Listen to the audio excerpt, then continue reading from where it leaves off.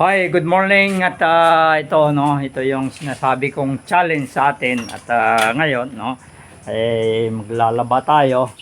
So wala namang problema ang tubig dito. Madali lang ang tubig dito So ito yung aking mga gamit puro labahan, daming labahan ngayon Ayan.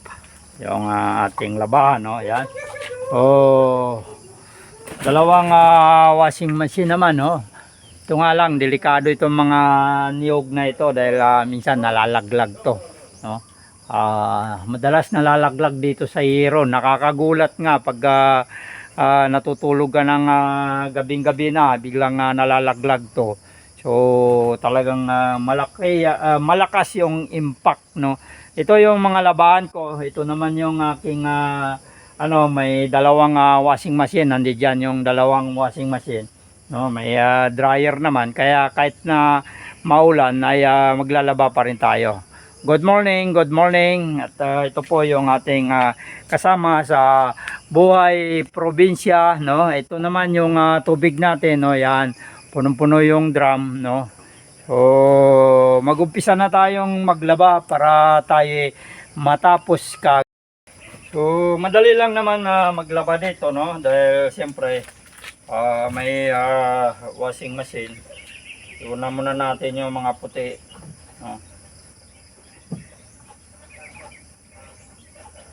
Isasalang lang natin dito at antayin natin na matapos. So ganun po yung ang dami akong nakatambak na labahan volume ako naglalaba, hindi yung pa isa-isa kasi siyempre inaano natin yung time natin binabudget natin yung ating time yung sabon naman so isasaksak natin to dito lang yung wire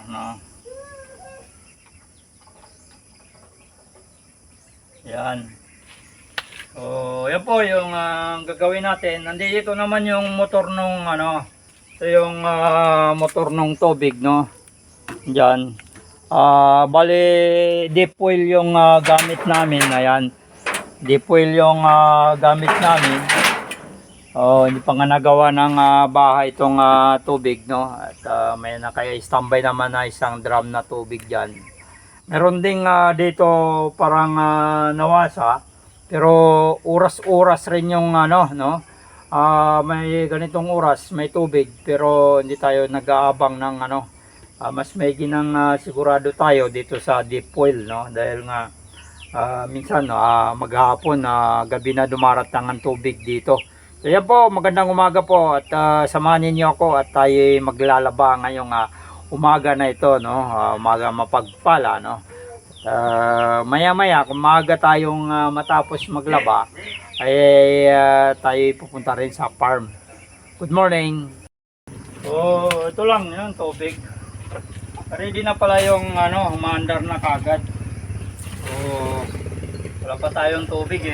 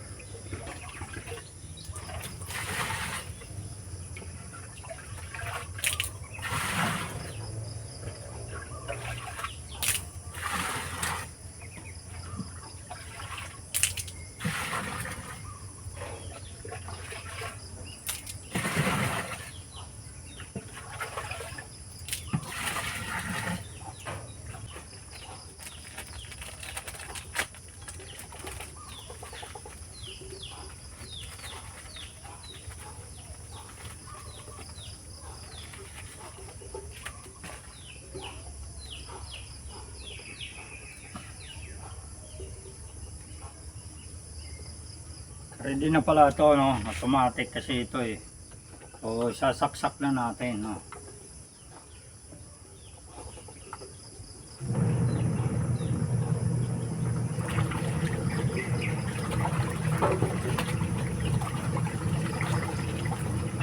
So yan po yung ating paglalaba, no? Yan yung challenge natin, yung ganitong paglalaba at yung pag-aasikaso ng ating mga pagkain, lahat tayo nag-aasikaso, no? So hindi kagaya sa dati nating lifestyle na tayo uupo lang at nandyan na yung ating mga anak na nagsiserve ng pagkain. Dito lahat ay ating ginagawa. So pag galing ng farm, so asikasuhin naman natin yung pagkain, no? At gaya nito, lalaba tayo o pagkatapos natin maglaba, mag-almusal at pupunta na ng farm. So yan po yung mga challenge, no? Pero madali lang naman, no? At nakikita naman ninyo, dalawa-dalawa yung ating washing machine, no? At may dryer naman, kahit na maulan pwede tayo maglaba. Ito na yung ito yung palanggana natin. Konting dumi lang naman tong mga pandakat natin, yung konting pawis lang.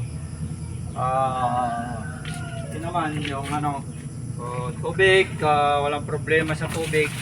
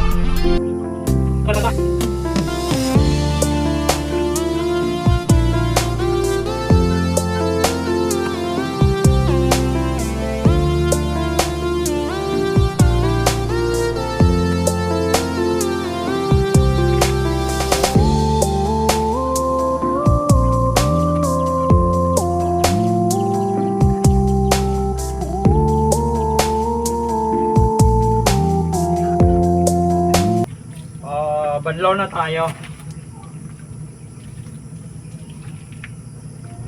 Ito po yung remembrance ko, no? Nakikita niyo yung ito yung remembrance ko sa PNB yan.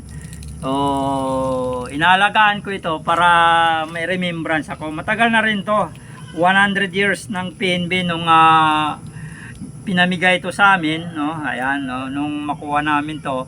So 100 years, no? Ayan. At nandito pa yung mga 100 na ayan. So ito yung mga kasama sa challenge natin. So magbabanlaw na ako dahil sasalang ko mamaya pagkatapos magbanlaw. Sasalang natin dyan sa dryer.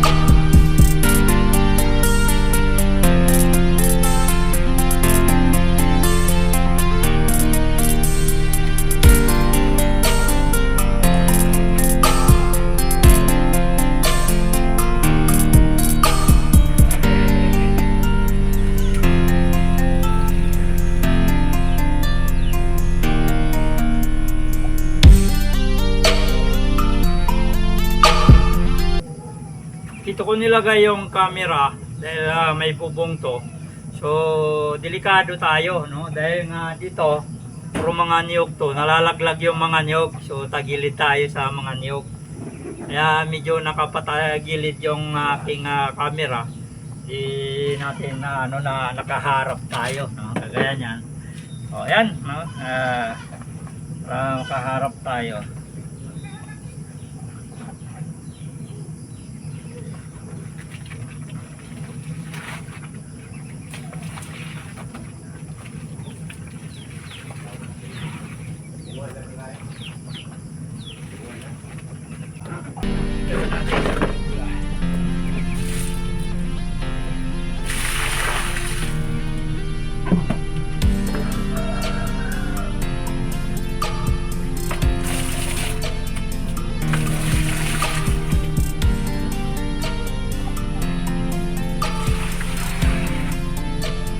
Tatlong banlaw lang ako pag naglalaba.